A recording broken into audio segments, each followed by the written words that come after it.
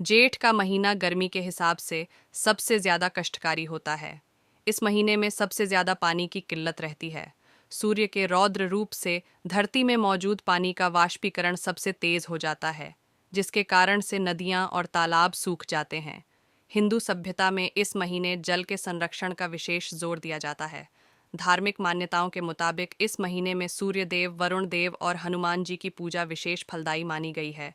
ज्येष्ठ माह तप, व्रत और साधना का प्रतीक है। जिस तरह सोना भट्टी में पककर और निखरता है, उसी तरह इस मास में सूर्य की तपती हुई गर्मी में साधक लोग कठोर साधना करके अपने तप को और अधिक निखारते हैं और साधना के श्रेष्ठ और उच्च शिखर पर पहुंचते हैं।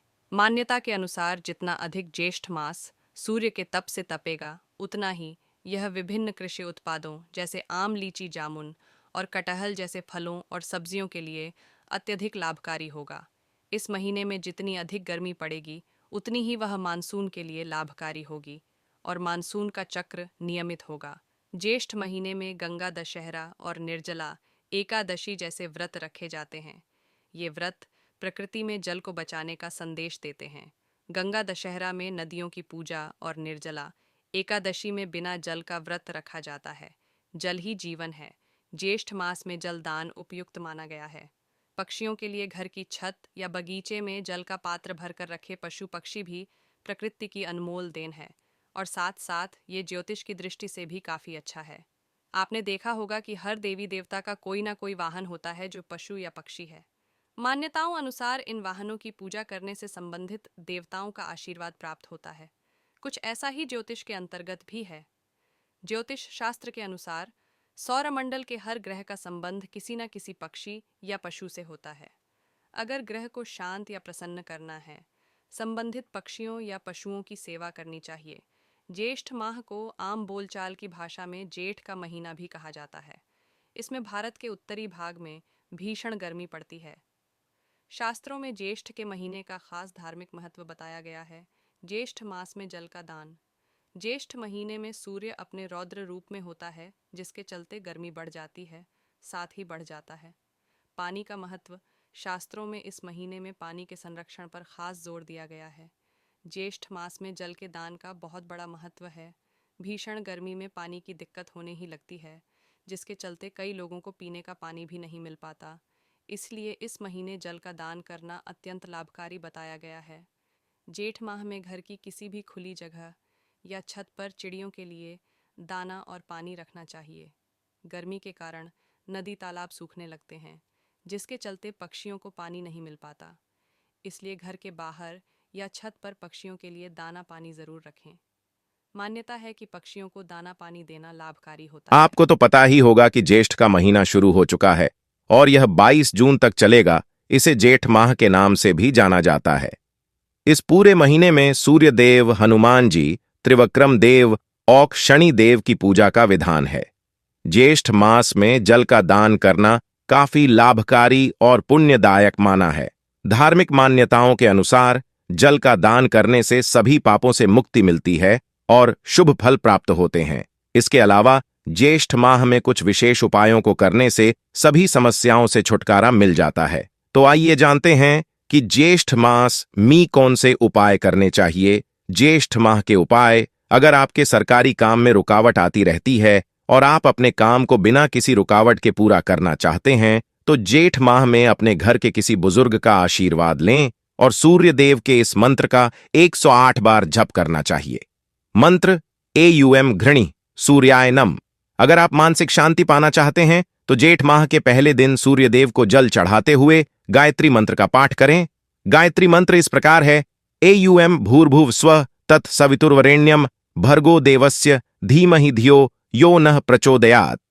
अगर आप जीवन में सुख, संपन्नता और समृद्धि पाना चाहते हैं तो आज के दिन सूर्य देव के निमित्त व्रत करें।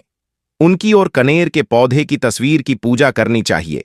अगर आप व्रत न भी कर पाएं तो सूर्य देव और कनेर के पौधे की तस्वीर की पूजा करें और उनका आशीर्वाद लें। अगर आप जीवन में सुख, शांति और मनचाहा फल पाना चाहते हैं तो आज के दिन मां दुर्गा के अर्गला स्तोत्र का पाठ करें। यह स्तोत्र दुर्गा सप्तशती की पुस्तक में मिलेगा। अगर आपके पास दुर्गा सप्तशती नहीं है तो आप इंटरनेट से अर्गला स्तोत्र पढ़ सकते हैं। अगर आपको करियर में पिता का साथ नहीं मिल रहा है और आप पिता का सपोर्ट पाना चाहते हैं, तो आज के दिन सूर्य देव के सामने खाडी डी डी ऐसे होकर अपने पिता का ध्यान करते हुए ऊं ह्रीं घृण्य सूर्य आदित्याय श्रीयों इस मंत्र का जप करना चाहिए। अगर आप अपने परिवार में खुशियां चाहते हैं तो जेठ माह के किसी भी दिन स्नान आदि के बाद एक लोटे में जल लेकर उसमें लाल कनेर का फूल डालकर सूर्य देव को चढ़ाएं और उन्हें प्रणाम करें।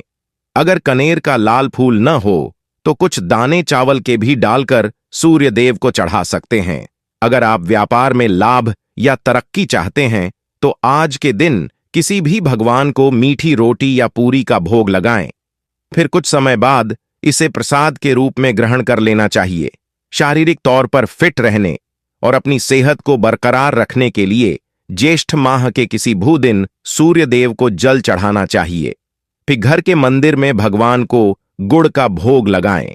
अगर आप खुशहाल दाम्पत्य जीवन चाहते हैं और रिश्तों में मान सम्मान बनाए रखना चाहते हैं तो जेठ माह के दिन कनेर के पेड़ या पौधे की तस्वीर पर लाल रंग का नया कपड़ा मौली से बांधकर चढ़ाएं। फिर इस तस्वीर को धूप दिखाएं। साथ ही टी उपाय आपकी बरकत को भी बढ़ा देंगे। हिंदू धर्म में इस जेठ माह को बेहद ही महत्वपूर्ण माना गया है। बता दें कि ज्येष्ठ महीने में हनुमान जी और सूर्य देव की पूजा की जाती है। जीवन के तमाम कष्टों से मुक्ति पाने के लिए ये मास बहुत खास है। ज्येष्ठ मास में करने वाले कुछ ऐसे अचूक उपायों के बारे में बताने जा रहे हैं जिनको करने से आपको जीवन में तमाम सुखों की प्राप्ति होती है।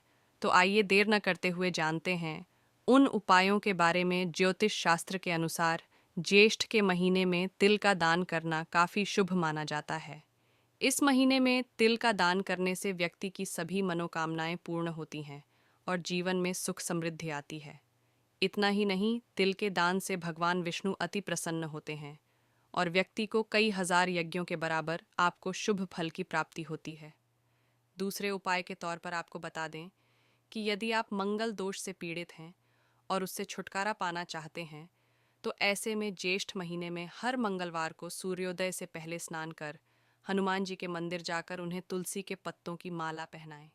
फिर हलवा पूरी मिष्ठान का भोग लगाएं। इसके बाद बजरंग बली के समक्ष बैठकर हनुमान चालीसा, बजरंग बाण और सुंदरकांड का पाठ करें।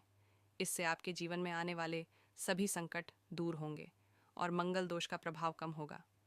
धर्मशास्त्रों के अनुसार ज्येष्ठ माह के स्वामी मंगल ग्रह हैं।